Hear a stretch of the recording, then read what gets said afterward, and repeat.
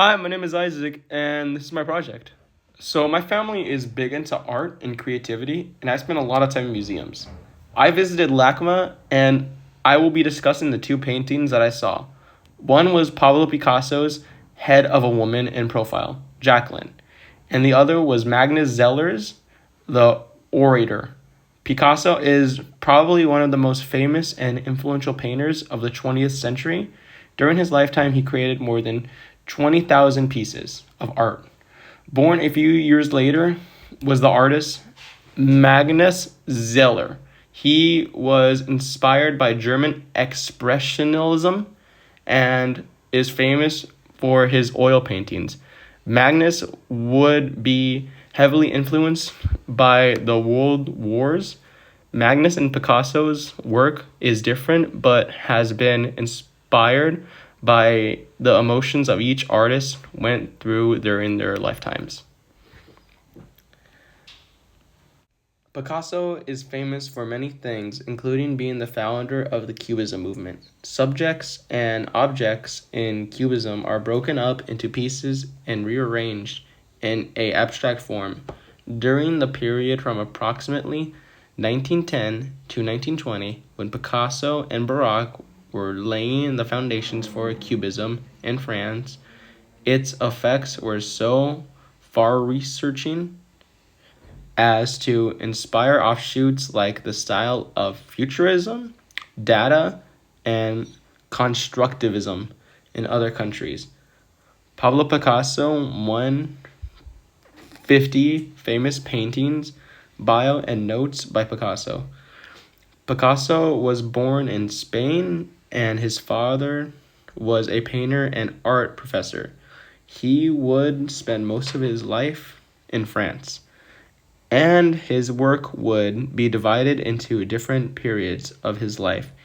Each period would have its own complex theme and emotions that went into them. Picasso would be influenced by events that went around him, as well as the people he was around. His poverty and his friend's suicide in his early years would inspire his blue period, where his work would all be blue. In World War I showcased French culture during wartime. Picasso became involved in parades and a circus sideshow, or Picasso would paint the sets. In his later years, he would meet his second wife, Jacqueline. She would become a huge source of inspiration for Picasso, and she would become a focus of his work, including the head of a woman in his profile. She would provide support to Picasso until his death, as they lived together for 20 years. She would be frequent subjects for Picasso more so than any of his other lovers. Jacqueline would become his muse. He was deeply inspired by the love he had for Jacqueline. Their connection was one of equal love and respect for each other. They were both deeply devoted to one another. His love is evident in these works, as in Head of a Woman's Profile, Jacqueline, he depicts her in black. However, the color is just as deep as if he was using more vibrant colors. He shows off her large brown eyes and dark brows. Picasso would be considered one of the greatest painters. More where other masters, such as Henri Matisse or Baroque, tend to keep within certain stylistic boundaries, Picasso continued to be an innovator into the last decade of his life. Magnus Zeller would have been around during the same time frame as Picasso. His work are inspired by German Expressionism, and he was greatly inspired by the two world wars that occurred during his lifetime. He spoke out against fascism, and his work convey the hope and tragedy faced during wartime. Religious motifs are shown within his work. Although Picasso and Zeller had different techniques and motifs in their work, They were both influenced by the intense emotions that each artist felt while they were alive. In Ziegler's Over depicts the rapture of two world wars.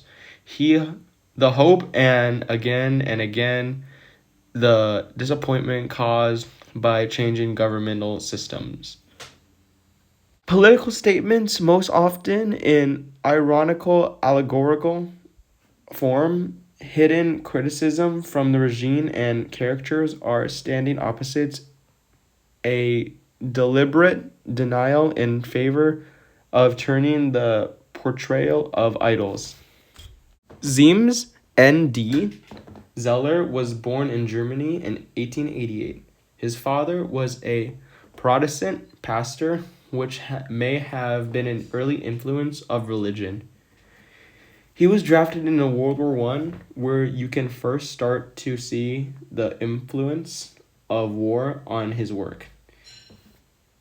He would also be influenced by his travels and painted many landscapes. Later, he would refuse to join the Nazi Party.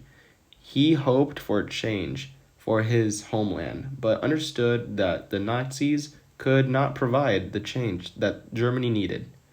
He would become a staunch critic of the Nazi Party, and his work would show anti-Nazi themes. Zeller began to live in fear, scared that his anti-Nazi statements would become known. The artist would have new hope for his career.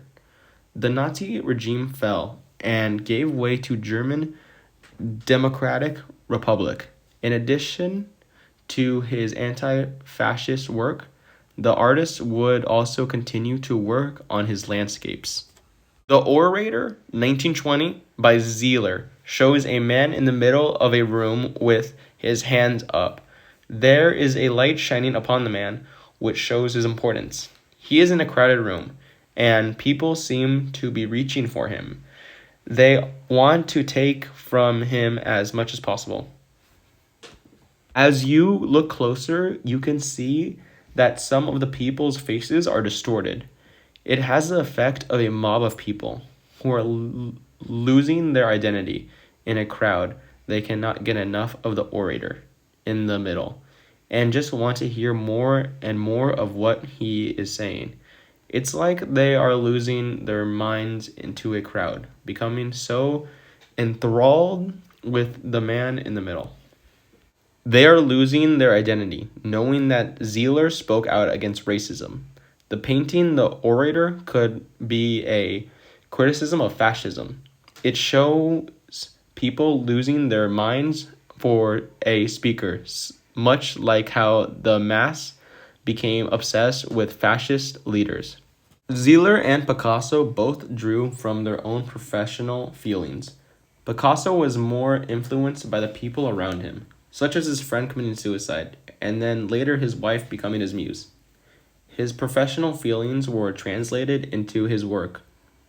Zeller was also influenced by his feelings, but experienced more wartime up close, living in Germany. He spoke up against fascism and was inspired by the tragic events of war. Artists drew upon their own feelings to create beautiful works of art. Thank you.